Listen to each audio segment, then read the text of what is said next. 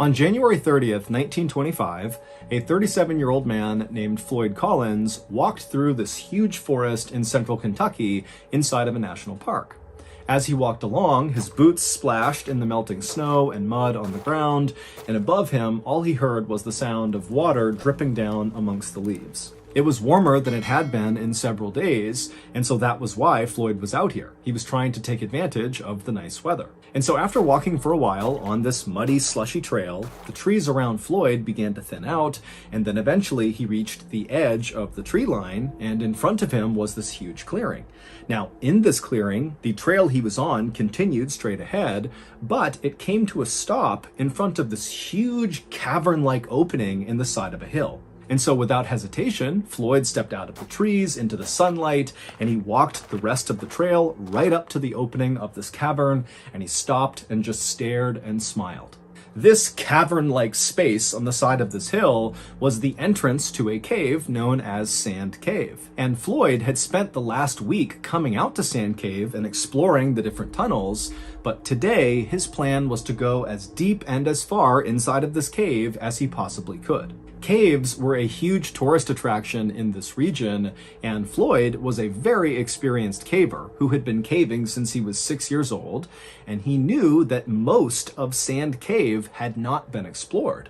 And so if he could go in there and explore all the different parts of the cave and map it all out and make sure it was safe, it was sure to be a huge moneymaker. He could bring people here and lead them on guided tours. So Floyd left the muddy path he had been walking on and stepped foot inside of this grand entrance to Sand Cave. It's basically this 250-foot wide cathedral-like space inside of this hill with ceilings high enough you could stand, but it's totally dark in there. And despite being this big open space, it very quickly funnels to this one kind of tunnel that goes straight down and connects to all these offshoot underground passageways, many of which have never been explored before. And so, as Floyd walked across this big open entryway, he lit his oil lamp and then began mentally preparing himself for what he was about to do, which was going to be very claustrophobia-inducing, even for a very experienced caver. And so Floyd reached the back of this huge entryway, and he reached this tunnel that would connect to the rest of the cave, and he began walking down it. And this tunnel was not very restricting. You could stand in it, you could move around in it, but it was very short. It was 15 feet straight down at an angle, where at the bottom of those 15 feet was a square hole in the ground. And Floyd, having been here the previous week, knew that once you go through this hole, the real caving begins. Now you're going to be down on your hands and knees, wriggling your way through these very tight and restricting areas where you don't really know where you're going, because again, a lot of this stuff has never been explored before. But this is why Floyd loved caving. He loved the adventure and the risk of doing things like this. And so Floyd got to this hole, he put his oil lamp down on the ground, he casually lowered himself feet first into this hole, which dropped down several feet, and then once he was on firm ground, he reached up, grabbed his oil lamp, and pulled it into the hole with him. Once he was inside of this lower level space, he crouched down and looked around, and off to his right was a tunnel that he could crawl through that seemed to lead to a series of other tunnels. And so he puts his lamp in front of him, he gets down, and he begins crawling through this tunnel. And after a little while, he reaches this kind of fork in the road where he had several options of very narrow tunnels to choose from. Now, the previous week, Floyd had gone down several of these tunnels and mapped out where they went, but there was one tunnel in particular at this fork that was very narrow. It was likely the most narrow of all the tunnels, but from where he had seen the last week, it looked like it went pretty far without obstruction. And so he immediately began going head first into this tunnel where he had no idea where it was going to go. Think about that. If you go head first into a tunnel and you get stuck, what are you going to do? You can't really go anywhere. So this guy is like totally fearless, just going head first into what most people would consider a nightmare scenario.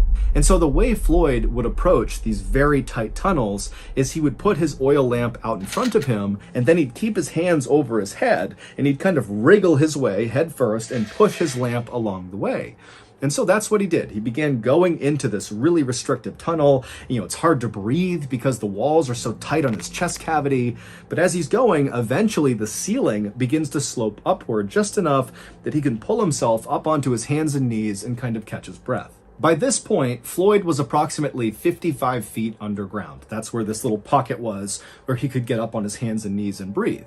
And so from this position, he still could see with his lamp that this tunnel continued to snake further and further down, and his hope was that eventually it would lead to a big underground chamber that was not just big enough to go to your hands and knees on, but was big enough you could stand and walk around in, because those were the big tourist attractions. Not only because it seems like another world underground that you can fully explore and walk around in, but also, as Floyd knew from his past experience of going into other caves, a lot of times those big underground chambers are full of Native American artifacts. And again, that was a huge potential moneymaker for people like Floyd, because it allowed him to advertise that this cave where tourists could go explore was full of all this rich history. And so Floyd eventually, after catching his breath in this little spot, got back down onto his stomach with his hands out in front of him, with the lamp out ahead of his fingers, and he began going deeper and deeper into this unexplored section of Sand Cave. And as he inched along, even though the ceiling remained very tight on top of him, he's totally compressed to the ground, the walls on either side of him began to expand, which meant Floyd, if he wanted to, could actually turn himself around, although he couldn't stand up. And so Floyd is making his way down this very low ceiling area when he notices his oil lamp is beginning to flicker, which means it's going to go out soon. Now, Floyd wasn't concerned about suddenly being in the darkness inside of a cave. Now, to most people, that would be terrifying, but Floyd, again, was so experienced, he was very confident that he could easily make his way out again just by touch. He didn't need the light. But he did know that trying to move around inside of a cave in the darkness was dangerous, and so he should not do that if he could avoid it. And so as much as Floyd wanted to continue and hopefully find something incredible inside of this cave, he decided he really needed to just turn around and go back to the surface and come back the next day to continue exploring. And so, because this part of the tunnel he was in was really wide, he was able to turn himself around and drag his lamp until he was facing back uphill, and then he rolled onto his back. So his head is pointing back up where he came from, and his feet are pointing in the direction that he had previously been traveling, and he's on his back. And so his oil lamp is above his head. He can move his arms side to side because, again, it's pretty wide in the area he's in, but his head is pretty restricted by the ceiling. And he began inching with his heels and pushing with his arms, moving up the tunnel on his back. And as he would move, he'd use his head and his hands to push the oil lamp back up the direction he was going. And for a little while, this system worked great. But at some point, right as he was getting close to that area where he was able to previously get on his hands and knees and catch his breath, Floyd accidentally kind of rushed and pushed his lamp too hard and knocked it over, which extinguished the light. And so suddenly, Floyd was cast into total darkness.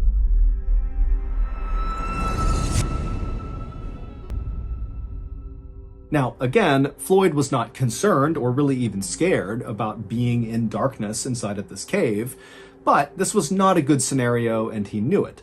But he told himself, stay calm. He knew where he was in the cave. He just needed to get to that little pocket. He'd catch his breath, and then he'd continue his way back up, eventually reach that hole in the ceiling, that square hole. He'd climb out, make his way out of the cave, and boom, he'd be done. And so Floyd just continued to push the now extinguished oil lamp above his head, and he continued to inch with his heels and moved his arms around to keep going backwards up this tunnel. But then, right before Floyd reached that pocket inside of the tunnel where he could get onto his hands and knees, he heard the sound of falling rocks somewhere below him, kind of near his legs.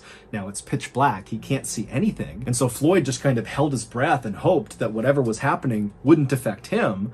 But then he felt a shooting pain in his left leg. A 27-pound rock had broken loose from the low ceiling and landed on his left ankle. Now, at first, Floyd was actually relieved that the rock had landed only on his left leg. And in fact, his leg was actually kind of positioned in a depression on the floor of the cave. And so the rock didn't really hit his left ankle directly. It kind of like hit the ground and then leaned onto his left ankle. And his left ankle was kind of protected in the depression in the cave floor. And so Floyd's thinking, thank goodness it only landed on my ankle and not on my head or my chest, because then I'd be dead. And so after catching his breath and kind of calming down, Floyd tensed his body and pulled his left leg as hard as he could to clear this 27-pound rock. but his foot wouldn't budge. And so Floyd thought he would just reach down and kind of dig his foot out. He'd just move the rock out of the way. But even though this cave had widened out on either side of Floyd when he had gone deeper and deeper into it, because he had retraced his steps, he was farther up the tunnel where those sides had really come in much closer to him. And so he wasn't able to actually reach down and touch the rock. The walls made it impossible. And so he wasn't able to use his hands to clear this rock. And so Floyd is pinned underground, unable to move, in absolute pitch darkness inside of a cave that's practically crushing his chest because the ceiling is so low, and he knows it's unstable. The ceiling has now fallen off, so there's a chance more rocks could come in at any time. I mean, this is like a worst case scenario for anybody who goes caving. But Floyd told himself to just stay calm. He knew this was a very bad situation, but people were certain to find out he was missing, and they knew he had gone to Sand Cave, and they would come here, they would find him, and they would rescue him. And so Floyd just decided he would wait. And for an agonizing 30 hours, remember, 30 hours of pitch blackness, trapped in a totally claustrophobic environment. 30 hours of this, no food, no water, can't go to the bathroom. He's laying there for 30 hours, and then finally, he hears a voice coming from somewhere near the entrance of this cave. And when he heard that voice, it was like the sweetest sound he had ever heard. Because not only did they represent help, but the voice was coming from Floyd's brother, Homer, who was also a very experienced caver. And so Floyd's thinking, thank goodness, I'm saved. And so Homer was able to navigate from the entrance down all the way to the tunnel that Floyd was in. And Homer got to that spot in the tunnel where Floyd had gone to his hands and knees, that pocket there. So Homer's in that pocket, and he can see Floyd is only a few feet away from him. He can see Floyd's head right there. And so Homer, who had a lamp, he shines the light on Floyd, and the two brothers don't waste any time with small talk. Instead, Homer, who had his oil lamp, had set it up right next to them, and he began feeding Floyd sausage sandwiches and giving him sips of water. And then Homer would tell Floyd that he just did not have the equipment to help Floyd get out right now, but Homer was going to go back to the surface, get men, get supplies, and then come back and save Floyd. And so Floyd is very thankful. He's very relieved. He says goodbye to Homer, and Homer turns and makes his way back up to the surface. 15 hours later, Homer would return by himself. And so at this point, Floyd has been trapped for 45 hours. And so Floyd, he's laying there kind of in and out of consciousness, and he hears the sound of Homer calling out to him, and then he hears the sound of Homer chiseling away at some rocks. It would turn out Homer's plan to save Floyd was basically to chisel away the side of this section of tunnel that Floyd was stuck in order to be able to reach down and somehow, some way, clear the rock off of Floyd's leg and then pull Floyd up. Now, Floyd understood, of course, that this plan of chiseling away the side of this tunnel to make it wider was going to take some time. But luckily, Homer had shown up with more food and water, and they chatted the whole time as Homer worked, and so Floyd was in good spirits, and Homer was very optimistic. But after 8 hours of Homer slowly chiseling his way, widening this tunnel, he hadn't made much progress, and he was totally exhausted. I mean, you gotta remember that the angle he was working at was horrible. He was basically crouched down on his hands and knees, chipping away at this rock. And so after those 8 hours, Homer would leave Floyd and go back home and sleep and eat and drink and kind of recover. But he told Floyd, don't worry, tomorrow more men will be here to help chisel away this tunnel and get Floyd out of there. But over the course of the next 50 hours, Floyd remained trapped inside of this tunnel with the rock pinning his leg, and despite Homer and several other men getting down there and very diligently chipping away at this tunnel, it just was not happening very quickly. And so over the course of those 50 hours, Floyd began going in and out of consciousness, and he began not being able to differentiate between what was real and what was not. At one point, he would say that he believed the cave had kind of opened up and these angels riding golden chariots with flaming wheels had come in to save him. And as they were lifting him out of the cave, he smelled food and coffee. And then suddenly his hallucination cleared and he realized he was trapped in the darkness all alone, still in this cave. And it was like it destroyed his morale.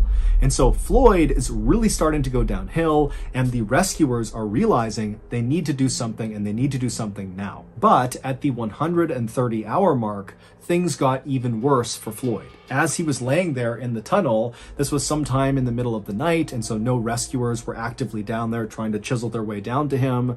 He was laying there and he was listening to the sound of the running water somewhere outside the cave, and that sound was kind of amplified down to him.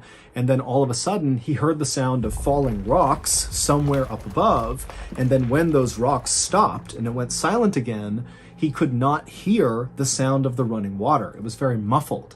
And that was when he realized that there must have been a cave-in somewhere higher up in the cave, which meant potentially there could be a significant block just to get down to him. Forget about widening this tunnel. I mean, he could be actually entombed inside of Sand Cave. And so Floyd did the only thing he could do, which was to pray. It would turn out that cave-in had indeed blocked the way for rescuers to get down to Floyd. And because of how extensive this cave-in was, the rescuers actually decided to start carving a brand new tunnel that would join up with the side of Floyd's tunnel. I mean, this is an even bigger undertaking than just chiseling the side of the tunnel that Floyd was in, which was their original plan and had taken several days. And so now they have to build this brand new tunnel to Floyd. And so finally, on February 16th, 1925, so a staggering 17 days from the time Floyd got first stuck in this cave,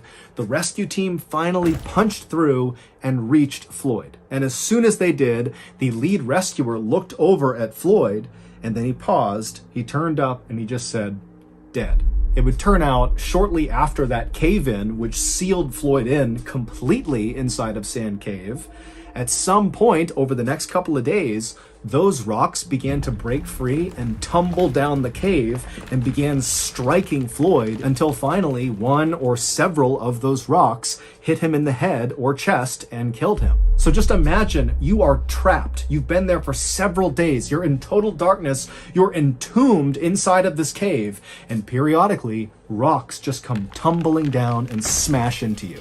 Who knows how long it took to kill him, but that has to be one of the most agonizing ways to go ever. Shortly before that cave-in first happened, a photographer took a picture of Floyd, who at the time believed he was going to get out, and all the rescuers believed they were going to get him out. But shortly after this photo was taken, the cave-in would happen, and at that point, Floyd didn't know it, but he was doomed. Here is that photo. Floyd's body was eventually removed from Sand Cave. However, instead of being buried, because of the interest around this cave rescue that ultimately failed, there was a decision made to actually put Floyd's body on display inside of another cave. Basically, Floyd's body became a tourist attraction. And it would remain a tourist attraction for decades until finally he was removed from that cave and given a proper burial.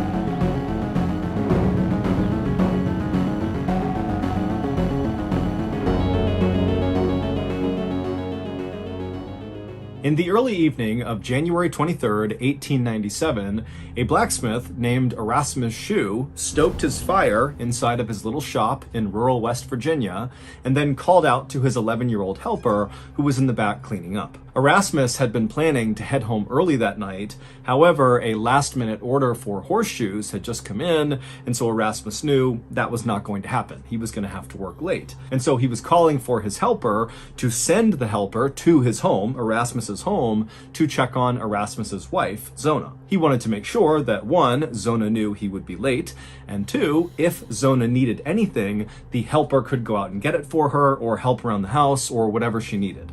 After the helper had left, Erasmus went back to poking at his fire, but his mind was not on the horseshoes he needed to make. Instead, it was on his wife, Zona. The couple hadn't told anyone yet, but Zona was pregnant. Erasmus and Zona had only just met a couple of months earlier, but they had fallen in love very quickly. Zona was 23 years old, and she had beautiful dark hair and dark eyes and a quick sense of humor. She was a total free spirit who had grown up on a farm, and she had never really been away from home. When Erasmus had arrived in the little village called Livesey's Mill, which was located near a river at the foot of this mountain and was right near where Zona lived, he and Zona had noticed each other right away. Erasmus, who was quite a bit older than Zona, he was 35 years old, was tall and handsome with piercing blue eyes, and he had come to this little rural town to set up his blacksmith shop. And to Zona, he was like this amazing, new, exciting thing. Zona's family, especially her mother, Mary Jane, did not approve of the fact that Zona and Erasmus had begun seeing each other, mostly because Mary Jane didn't like the fact that Erasmus was so much older than Zona. But Zona was known for being incredibly stubborn, and she loved Erasmus, and so there was just no stopping her. So, in November, just a couple of months after meeting each other, Zona and Erasmus got married and they moved into a little house together, and very quickly, Zona got pregnant. And both she and Erasmus were so excited about this that they wanted to go around and tell people, but early on, it was clear Zona had some complications with this pregnancy. She was sick all the time, and she just seemed really unwell, and the doctor who was seeing her knew that it likely had to do with her pregnancy. And so the couple decided that they should just wait and let the pregnancy develop a bit before announcing the news. So, on this late January day, Erasmus began hustling to finish these horseshoes because he really wanted to get home and be there for Zona and make sure she really was okay. And so as Erasmus thought about Zona, the steel he was heating inside of this fire was glowing bright orange and was ready to be forged into shape. And so Erasmus got his hammer and he got to work. Meanwhile, Erasmus's 11-year-old helper had arrived at Erasmus and Zona's house, and the helper walked through the gate up to the front door of this little 2-story home, and he knocked on the front door. But Zona did not come to the door, which the helper thought was odd, because Zona was someone who was always bustling around the home and was very quick to open the door and chat with neighbors. And now, standing in front of this door, the helper couldn't even hear a sound inside of the house. It was like no one was home. And so the helper knocked again, and after some more silence, he just reached down and tried the doorknob and found it was unlocked, and so he swung the door in. And right away, the helper noticed that the house was totally dark. None of the lamps were lit, even though the sun was setting fast. And so the helper stepped inside of the house and continued to call out for Mrs. Shue, but there was no answer. And at some point, as the helper turned a corner and looked towards the base of the stairs that led up to the second level, he froze. Because lying on the ground was Zona. She was lying perpendicular to how the stairs run, on her back with one arm over her chest, like she was sleeping at the foot of the stairs. And so at this point, the helper is scared. He doesn't know what's going on here. Obviously something is wrong. And so very slowly, the helper began moving closer and closer to Zona. And when he was practically right on top of her, he yelled out her name one more time. And when she didn't call back and her chest wasn't moving and she was just totally still, he knew, obviously, something was terribly wrong.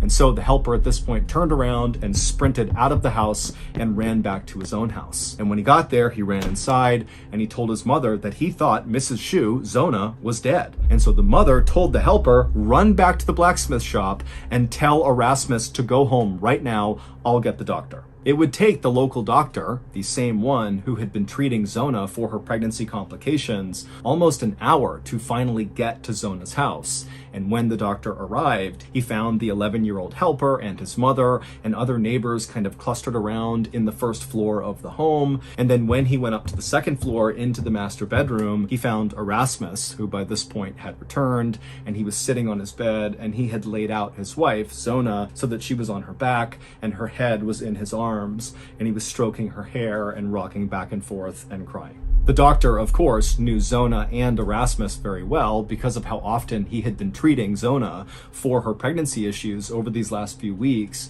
and so he felt a pit of sadness looking at this scene, but he knew he had to do his job, and so he gently walked over and he put his hand on Erasmus's shoulder, and he just said, I need to examine Zona's body. And Erasmus, at this point, he didn't even look up. He just continued to sob and rock back and forth while stroking her hair. Finally, the doctor kind of was a bit more forceful in asking Erasmus to step aside, at which point Erasmus did. He got out of the way and positioned Zona flat on the bed, and he made sure her hair was perfectly combed all around her neck. And then Erasmus knelt down right next to the bed and continued stroking his wife's hair and crying, while the doctor at this point kind of moved to the foot of the bed and began looking at Zona and beginning his examination. And the doctor would quickly confirm that yes, Zona was dead. And after looking at her pelvis and kind of moving her around, the doctor came to the conclusion that very likely Zona had passed away from pregnancy complications. Zona's funeral would be held the next day at the local cemetery at the top of this hilltop. And by this point, the word had gotten out that Zona had been pregnant when she died. And so during this funeral, everybody was staring at Erasmus, who was overcome with grief and crying so hard that he could barely catch his breath. And then right before they lowered Zona's casket into the ground, Erasmus made a point of putting his wife's favorite scarf into the coffin with her. He said his final goodbyes, he shut the casket, and then it was lowered into the ground. But while the mourners were obviously very moved by just how unbelievably grief-stricken Erasmus was, I mean, his whole family was wiped out in one blow, what really stood out to the people that attended that funeral was not Erasmus's reaction to his wife's death, but rather Zona's mother's reaction to Erasmus. During this funeral, Mary Jane, Zona's mother, didn't seem sad or grief-stricken or in any way reacting to the fact that her daughter had died. Instead, as the funeral went on, Mary Jane shamelessly glared at Erasmus with a look of pure hate and disgust on her face. And then, after the funeral was over, all the mourners wanted to go up to Mary Jane and Erasmus to pay their final respects to the family, but Mary Jane ignored all these people and promptly left the funeral without saying a word to anyone.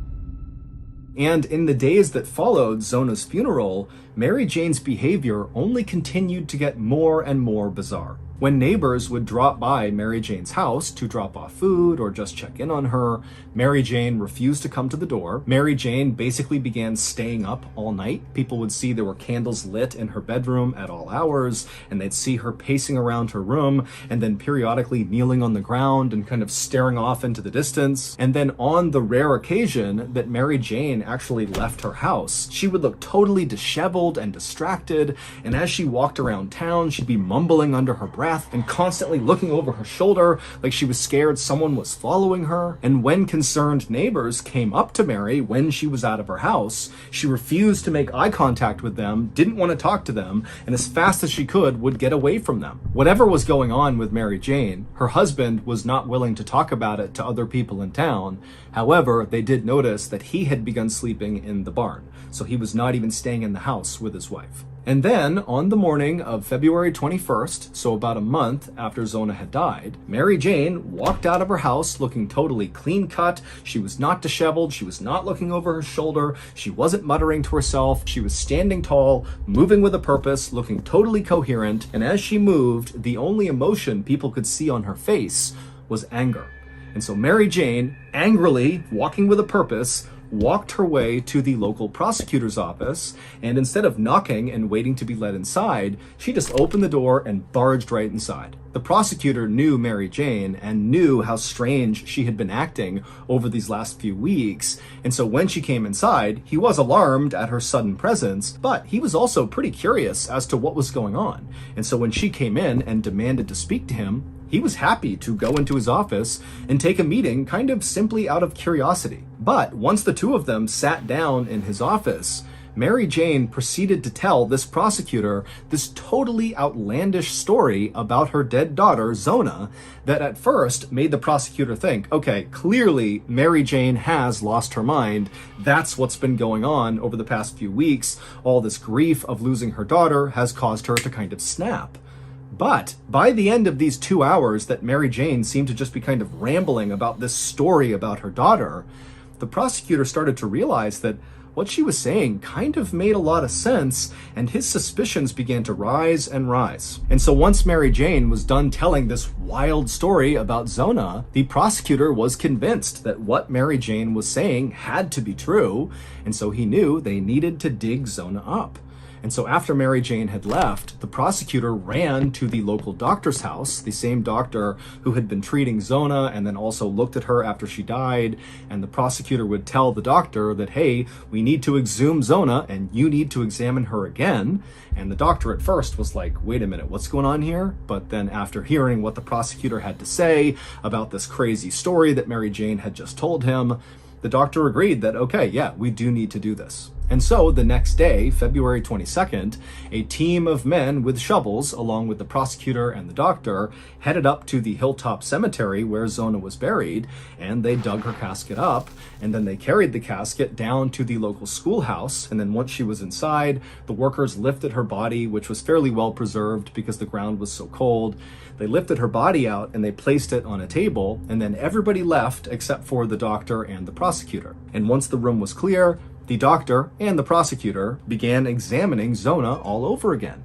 And within about 30 seconds of this re-examination of Zona's body, basically at the exact same time, the doctor and the prosecutor, who were on either sides of the body, saw the thing that Mary Jane had alluded to in her wild story about her daughter. And so the doctor and the prosecutor, they're seeing this thing, they look up at each other and they can't believe it. Mary Jane's story had to be true. The following is Mary Jane's wild story. On the day of Zona's funeral, even though Mary Jane was overcome with grief over losing her daughter, the feeling that she really was harboring was hatred towards Erasmus. She hated Erasmus. She had always hated him, but now it was like her daughter is dead and she's forced to watch this guy sob and cry over her daughter's casket, when in her mind she's like, this funeral is about her. It's not about you. And so the whole funeral, she's just staring at Erasmus, channeling all of her energy towards hating him. But then, as she's doing this, a new emotion began to creep up on her that she couldn't quite describe. Basically, it felt like something was terribly wrong. And intuitively, Mary Jane felt like the only person who could explain what this thing was that was wrong kind of in her life somewhere was her daughter, Zona, who was obviously dead. And so this feeling that something is terribly wrong, it completely consumed Mary Jane's mind. And so by the end of the funeral, she wasn't mad at Erasmus. She was just thinking, how do I get in touch with my daughter? I need to get answers from my daughter. And so when the funeral ended, Mary Jane just left the funeral as fast as she could. She went home, she went into her bedroom, and she knelt down and she began to pray. Not for peace or strength in this difficult time, but instead, she prayed for her daughter's ghost to appear to her and tell her what was wrong. And for the next month, that is all Mary Jane did. She was obsessed with this idea that she needed to basically conjure her daughter's ghost to tell her what this thing was that was wrong. And so that was why she was acting totally crazy. All she did was pray and then look for signs that her daughter's ghost had come or was on her way. And so she'd be up all night kind of looking around, hoping her daughter would suddenly appear. And then when she would go outside, the reason she was muttering is because she was still praying under her breath, and she was always looking over her shoulders because she thought her daughter would appear any moment. And then finally, one night in the middle of February, so this is a month into Mary Jane's attempts to conjure her daughter's ghost, she was in her room, she was praying like she normally did with all of her candles lit, and all of a sudden, as she's kneeling down praying, this bright light appears in the middle of her room. And as this light suddenly appeared, the room began to get really cold. And Mary Jane is staring at this light thinking, this is my daughter. But then just as quickly as the light and the cold that came with it had appeared, it disappeared. And so Mary Jane was both really excited because she felt like, okay, the prayers are working. That had to be my daughter's ghost or some sign that my daughter's ghost is going to come here. And so Mary Jane just doubled down on her prayers. She knew she was close to getting her daughter to show up. And so over the next 2 days, that bright light would appear 2 more times, and each time it would just quickly disappear. But again, Mary Jane is thinking, okay, something's happening. My prayers are working. And then finally, on the fourth night, as Mary Jane is in her bedroom praying, the light appears in the middle of her room. It starts to get cold, but then instead of the light disappearing, Mary Jane would describe seeing her daughter kind of step out of this light and suddenly appear in the room. Mary Jane said that her daughter was dressed all in black and her skin was very pale and her eyes were these dark pits and her hair was straight down right over her shoulders, and she was staring at her mother. And Mary Jane, when she saw this, even though she had been trying for a month to get her daughter's ghost to appear, now that it seemed to be happening, she was terrified. And so Mary Jane began backing up right as this ghost begins walking towards Mary Jane. But then Mary Jane, as she's up against the wall, tells herself, you have to be strong. You need to talk to the ghost. You need to figure out what's wrong. And the only question that Mary Jane was able to come up with was, how did you die? And when she asked this question, Zona's ghost came to a stop. And then when Zona opened her mouth, dirt poured out. And then with a raspy, low voice, she began to tell her mother a story. She told her that Erasmus appeared to be this wonderful person to the community, but behind closed doors, he was a monster. He hit her and screamed at her over the littlest things. And then on the night of January 22nd, so one day before Zona would be discovered at the base of the stairs by Erasmus's helper, Zona's ghost would tell Mary Jane that Erasmus had become enraged at Zona over the food she had made that night for dinner. He had wanted meat and she had made something else, and so he was furious. And when Zona tried to tell Erasmus that she would make more food, or there was other food for him to eat, to just please calm down, Erasmus stood up and he grabbed Zona by the neck and he lifted her off the ground. And right at this moment in this story that Zona's ghost is telling Mary Jane, the ghost would stop speaking, and this look of abject terror would come across the ghost's face, as if she was suddenly reliving this moment that happened with Erasmus. And as she's standing there with this horrible look on her face,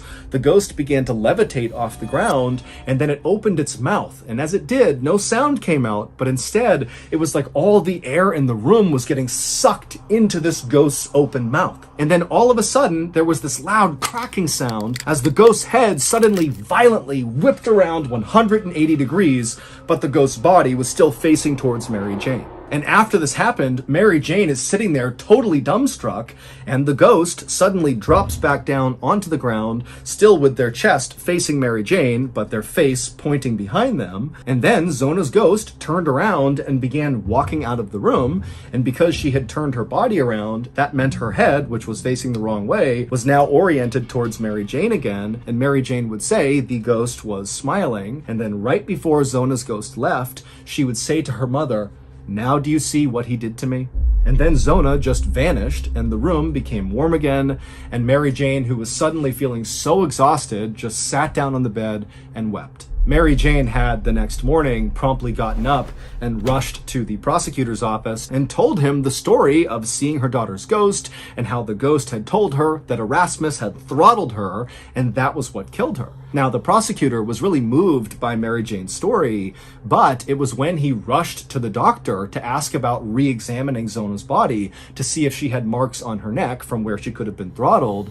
That was when the doctor actually told the prosecutor that when he did the examination of Zona's body on the day she was found, he would say that Erasmus spent the entire examination at the head of the bed, cradling Zona's head and brushing her hair. But now that he was thinking about it, he could have been covering up her neck with the hair. And then also they thought about the funeral when, right before Zona was lowered into the ground, Erasmus placed a scarf, claiming it was his wife's favorite, around her neck when she was buried.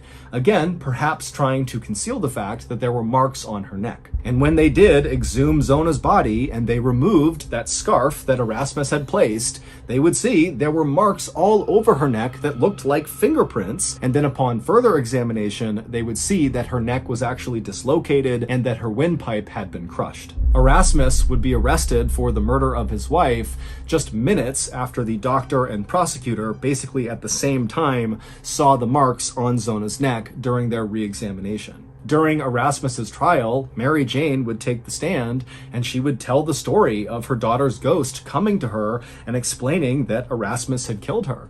And the testimony was so compelling that the jury found Erasmus guilty, even though there was no motive. Basically, they convicted him on the strength of Mary Jane's ghost story. Erasmus would be sentenced to life in prison, but he would die just 3 years after being incarcerated from a mystery illness that passed through the prison. It would also turn out that Erasmus had been married 2 times before marrying Zona. One of his wives had divorced him for being abusive. The other wife died in a freak accident when she was helping Erasmus fix their chimney when all of a sudden a brick fell loose and hit her in the head. Today, there is a plaque right near the cemetery in West Virginia where Zona was buried that reads in part, "Only known case in which testimony from a ghost helped convict a murderer."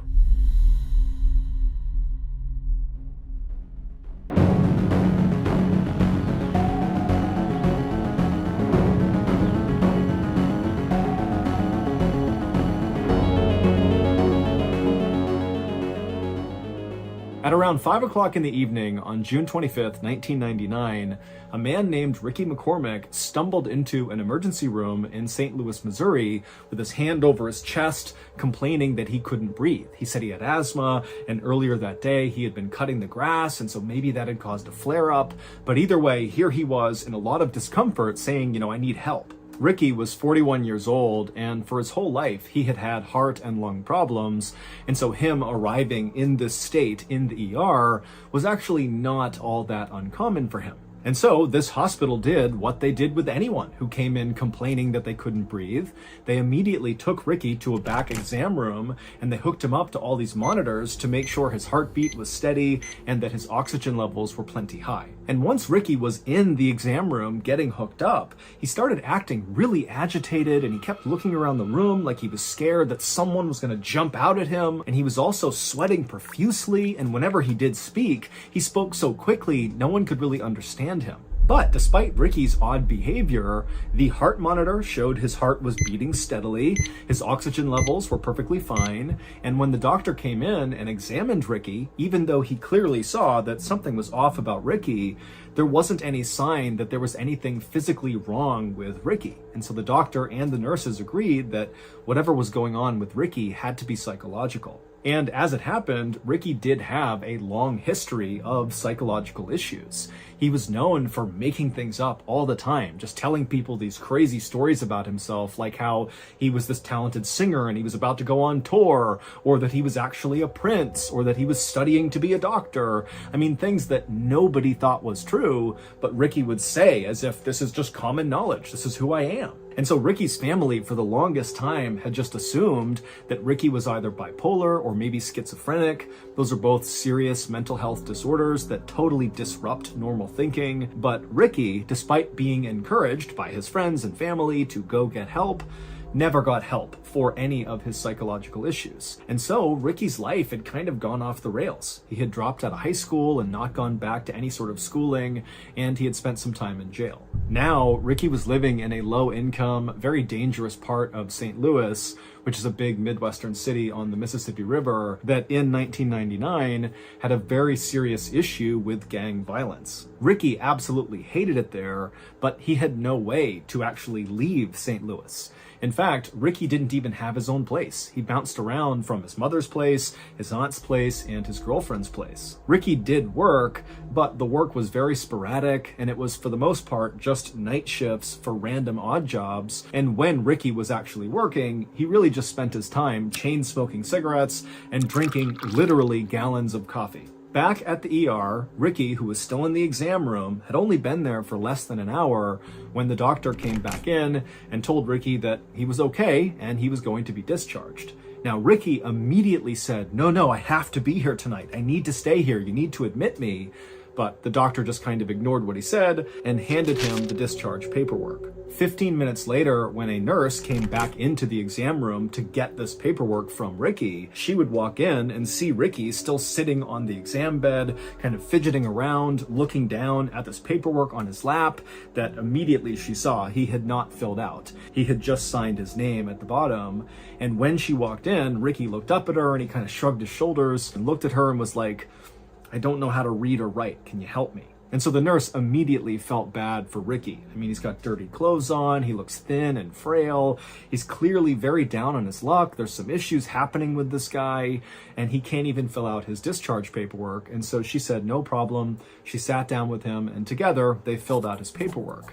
And then afterwards, when she walked him out of the exam room back to the front of the hospital, Ricky turned to her and said, instead of going home, can you just let me stay here in the lobby just for tonight? And this nurse, who knew she was not allowed to do this, she looked around and saw it was not a busy night there. And so she said, okay, as long as you don't bother anyone, you can stay here. And so Ricky thanked her repeatedly and then walked over to the corner, kind of far away from the front desk and far away from the front door. And he sat down and folded his arms, and then he just stared at the front door. And so this nurse assumed that Ricky actually must be homeless, especially based on, how he came in and how he was acting. And so she figured, he needs a place that's warm to stay tonight. And so the nurse went back to her station, and over the course of the next several hours, she would periodically look out into the lobby, expecting to see Ricky kind of curled up asleep in the corner. But every time she looked out there, Ricky was still sitting upright, arms folded, staring at the front door of the hospital as if he was expecting someone to come in at any moment and he needed to be ready. And so she thought this was unusual, but she decided not to intervene. She just let him sit there and do his thing. Later that morning at 11:30 a.m., when the nice nurse who had allowed Ricky to stay in the lobby was leaving her shift, another crew of nurses came in, and right away they noticed Ricky was just sitting in the corner for no apparent reason. And when they walked up to him to ask if he was okay, what are you doing here? What can we do for you? Ricky, instead of trying to talk to any of these nurses, just got up and walked out of the hospital. After leaving the hospital, Ricky walked to a nearby payphone and he called his girlfriend, Sandy. And when Sandy picked up the phone, she immediately recognized her boyfriend's very familiar voice, but she also picked up that he sounded really tired and kind of out of it. And so when she asked him, are you okay? What's going on? Ricky would tell her that he had just spent the night in the hospital. But he didn't clarify that he had spent the night in the lobby of the hospital, not admitted as a patient at the hospital. But to Sandy, it really didn't matter because already this was raising red flags for her, because this was actually the second time that Ricky had gone to the ER just that week. Just a few days earlier, Ricky had been released from a different hospital in St. Louis after telling doctors there that he had had these chest pains and he couldn't breathe. And so he had been admitted for a couple of days, but ultimately they determined that there really was nothing wrong with him. And they too believed whatever was happening with him had to be psychological. And so he had been released. Additionally, Sandy had been growing increasingly worried about Ricky because over the last several weeks, Ricky had begun acting really paranoid to the point where anytime he was in her apartment and somebody outside the apartment just walked down the hallway, Ricky would jump as if he was worried whoever was out there was going to barge in at any moment. But whenever Sandy asked Ricky, what's going on? Why are you so paranoid? He refused to elaborate. So, feeling very concerned about Ricky, on this phone call, Sandy would say to Ricky, please come to my apartment and let me take care of you. If you're not feeling well, I'll make you feel better. Just please come to my apartment right now. But Ricky said no, he did not want to go to Sandy's apartment. He told her instead he was going to walk to a nearby gas station to get a bite to eat, and then afterwards he would give Sandy a call. And so the two of them agreed to this plan. They hung up. But then Ricky did not call Sandy later. A worker at the gas station where Ricky said he was going would later tell authorities that Ricky did come into the gas station and he got a hot dog on that day, the 26th. And then the next day, this same worker said, yep, we saw Ricky again on the 27th. He came in here, he got a bite to eat, and then he left. But after that, nobody saw Ricky. Not his aunt, not his mom, not his girlfriend. He didn't show up in any other emergency rooms in Missouri. He just disappeared. On June 30th, so 3 days after Ricky was last seen at this gas station, a woman was driving her car 20 miles north of St. Louis on this highway when she looked out into this cornfield that butted up against the highway, and she saw kind of in the middle of it was this dark shape that looked totally out of place. And so she was intrigued enough that she actually pulled over on the road. She got out and began walking into this cornfield to see what this thing was. And when she got up to this thing and saw what it was, she froze in horror, and then she screamed, turned around, and ran back to her car, and she flew to the nearest gas station. She grabbed a payphone and she called 911. When the police arrived at this cornfield, they too walked out towards this dark thing, and then finally they saw what this thing was that had scared this woman. It was a dead person who was lying face down. Their body was very badly decomposed, and in fact, their body was just kind of falling apart, like the fingers of this person's body had just kind of crumpled off of their hands. Now, based on what this person was wearing, they appeared to be male, but there was no way to tell how this person died or really how long they had been dead for. But despite the advanced decomposition, authorities were able to get a good fingerprint, and it would turn out that this body belonged to Ricky McCormick. The day after Ricky's body was found, the police would come out and say they were treating his death as a homicide. This area along this highway in this cornfield was actually a fairly common place for murderers to dump their victims. And it was very unlikely that Ricky had gotten there by himself. He didn't have a car. In fact, he didn't even have a driver's license. There was no public transportation that could have brought him to this spot. And if Ricky had decided to walk to this area for some reason, it was a solid 15 miles from where he lived and worked. Also, Ricky's body was way too decomposed relative to when he had last been seen alive, just 3 days earlier. And so there was a theory that perhaps he was killed somewhere else and then kept indoors in heat, and that had accelerated his decomposition, and then at some point whoever had killed him had moved his body and dumped it in this cornfield. And so on that first day of the homicide investigation, July 1st, the police put 18 detectives, so a ton of detectives, on this case, and they also appealed to the public to come forward if you had any information about what could have happened to Ricky McCormick. But just a day later, on July 2nd, the police came out and made an announcement that, after looking at all the evidence and looking at Ricky's body again, it did not appear, in fact, that he had been murdered, but instead he must have died of natural causes. This is a guy that had lung and heart problems, and so that is likely what killed him. Case closed. And so after this announcement, all of the evidence in Ricky's case was bundled up, put into storage, and people just kind of forgot about it. 6 months later, the Federal Bureau of Investigation, the FBI, got a tip that involved Ricky McCormick.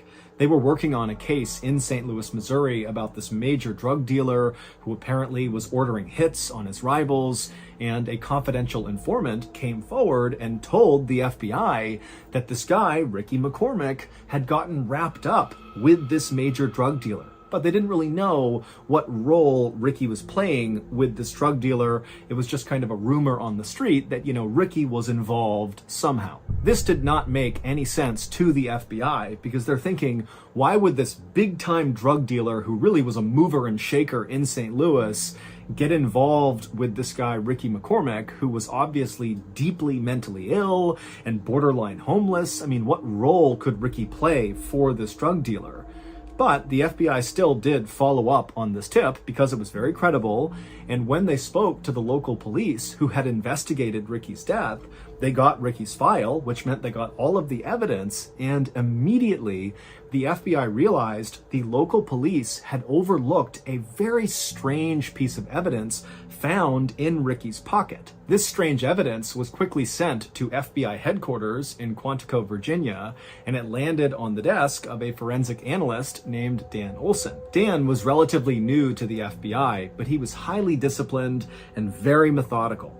And so when he received this piece of evidence, he got to work right away trying to figure out what it was, what it meant in relationship to Ricky and this drug dealer, and maybe does it answer the question of how these people are connected. But despite his best efforts in calling in the experts and using every computer program to analyze this evidence, he just could not figure out what it meant. At the same time that Dan was doing this, the big drug dealer who was the target of that big FBI investigation in St. Louis was arrested on gun and drug charges, and so the big case was now over. And suddenly, trying to figure out what connection Ricky McCormick had to this drug dealer was kind of irrelevant because the drug dealer was behind bars and Ricky was already dead. And so the FBI kind of put a pause on trying to figure out what this evidence was.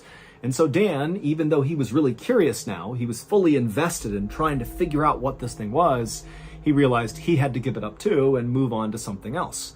And so the strange evidence went back into storage, and once again, everyone just kind of moved on from Ricky McCormick.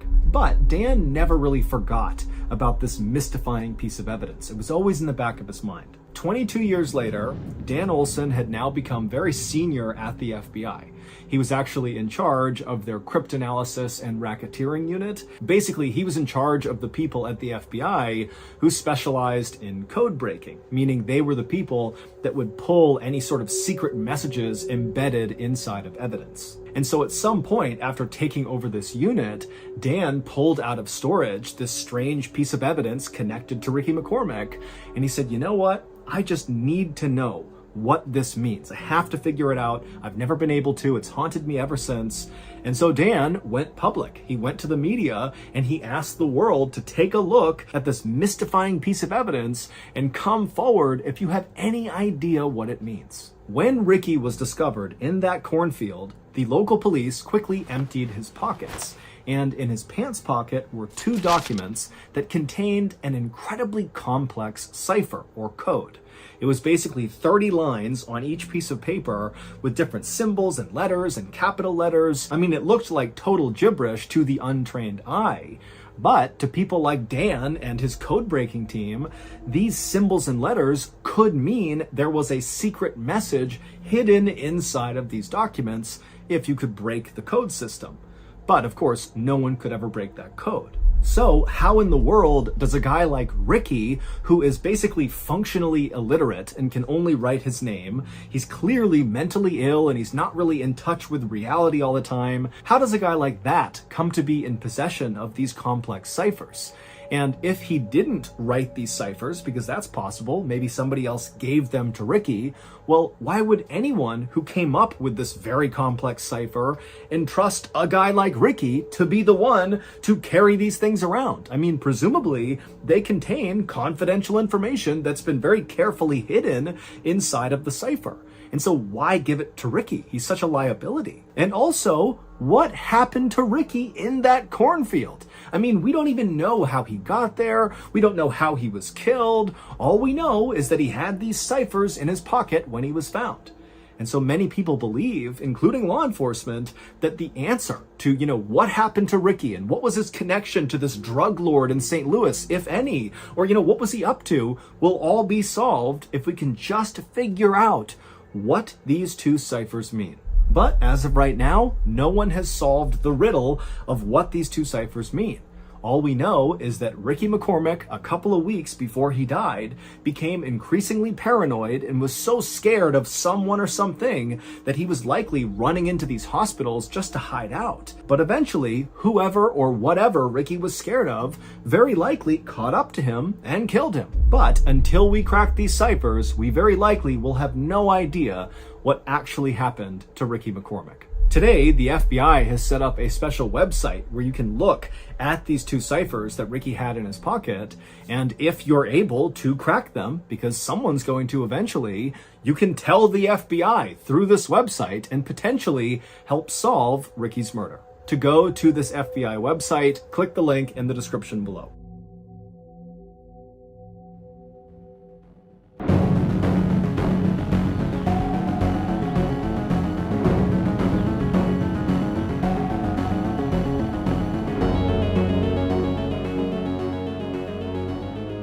On the morning of February 6th, 1821, 4 young men stood on the deck of a small boat out in the Pacific Ocean. The sun was out, it was beautiful and warm, the water was crystal blue, but none of these 4 men were paying any attention to their surroundings. Instead, all of them were just standing there in total silence, staring at each other. Finally, one of the 4 men spoke up. His name was Owen Coffin, and he was 18 years old. And Owen, like the other 3 men, had grown up on the water. In fact, all 4 of these men had grown up on this small island called Nantucket off the coast of Massachusetts, where the main industry there was whaling, which meant sailors like these 4 men would go out and hunt whales and slaughter them for their oil. So from the time Owen and the rest of these men were very little, they were out on the water learning how to sail, and they were also learning the customs of the sea. And there was one custom in particular that Owen wanted to talk about right now with the other 3 men. So, in a very serious and hushed tone, Owen asked the question of the other three men that sailors referred to as the delicate question. And after Owen asked the so-called delicate question, the other three men, who were already very serious and just kind of standing there in silence, suddenly their eyes started to go wide and their mouths went agape. And then again, all of the men just kind of fell into total silence. The only sound they could hear was the splashing of the waves against the side of the boat. The captain of this vessel was a man named George Pollard. He was 28 years old, and he was actually Owen's older cousin. And what George wanted to say to Owen in response to his delicate question was no. But George didn't say that. Instead, he just put his hands up over his mouth and stared kind of incredulously at Owen and the other two men who were also teenagers. Their names were George and Barzillai. And as he stared at these other three men, he realized that their answers to the delicate question was a resounding yes. They knew it had to be a yes. They had to do this. And even though George could totally override them because he was the captain and so technically in charge, he knew in this situation, under this particular custom, he couldn't overrule them. And so, with his hands still over his mouth, George just nodded a yes. Yes, let's go forward with this custom. And so, with a unanimous decision to move forward, Owen slowly reached down and pulled out the ship's logbook from underneath one of the seats behind him. And then he opened up the book and he flipped to the back pages of the logbook, which were totally blank, and he grabbed one of the pieces of paper and he ripped it out of the book. Then Owen began to rip this piece of paper into strips. First, he ripped 3 identically long pieces of paper, and he held up all 3 at the same time to show the others that these are the 3 that are the same. And each of the 3 nodded their head, yes, we see that. And then Owen reached down, he grabbed the paper again, and he ripped a 4th strip out, and this one was dramatically shorter than the other 3. And so Owen held up this much shorter piece, and he showed Charles, George, and Barzillai, and again, they all kind of nodded in agreement. Yes, we see, that's the short piece. And so once the whole group was satisfied that they had their 4 strips, Owen took off his hat, he put all 4 of the strips inside, mixed it around, and held out his hat. It was time. The first man to reach into Owen's hat was Owen's older cousin and the captain, George. He reached in, he pulled one of the strips of paper out, closed it in his fist so he had no idea which one it was, and pulled it back and held it close to his chest. And then one by one, each of the other men did the same thing, reaching in, grabbing their strip, not looking at it, and holding it against their chest. And then once all the strips had been taken, at the exact same time, all 4 men extended their hands into the middle of the circle they were standing in, and they opened their hands palm up to reveal which strip they got. And George, Charles, and Barzillai all had the identical long pieces, and Owen, the 18-year-old, the younger cousin of the captain, the one who had ripped up the strips, he had the short strip. And immediately, when his older cousin, George, saw this, he yelled out, "No, let me take that one." But Owen said, "No, this is customary. I want this." And so after a few moments of the men kind of collecting themselves and calming down, Charles then grabbed the logbook again, flipped to the back of it, pulled out another blank page, and he ripped it into strips again, except now he was only ripping them into 3 strips, 2 long that were identical and 1 short. And once again, as he ripped them, he held them up to show the other men, to show this was a fair process. Then Charles took off his hat, put the 3 strips inside, and extended it to George and Barzillai. Owen was not a part of this round. And so George and Barzillai, one by one, reached in, took their strip, held it to their chest, and then Charles, he would take the last strip, he would hold it to his chest, and then once all the men had their pieces, they held their hands out into the middle of their now smaller circle, they opened their hands, palm up, and this time it would be Charles, the man who ripped up this second round, who would discover he had the short strip. And as soon as Charles saw this, he threw it on the ground and he ran to the other side of the boat and began screaming, "I can't do this! I can't do it!" Meanwhile, Owen, George, and Barzillai didn't even move or flinch. They just stood there waiting for Charles to calm down, because they knew he knew this was a very important custom, and once you begin doing it, you can't just stop. Charles would have to come back over and play his role. And so after a few minutes of Charles still kind of calling out that he couldn't do this, tears are coming down his face, He finally wiped the tears, he calmed himself down, and he walked back over to the group, who again, they hadn't moved. George, Barzillai, and Owen, they're just standing there waiting to continue this custom. And so as Charles began coming back over, looking ready to continue, George, without even saying anything, reached down and unlatched a door on the side of the boat.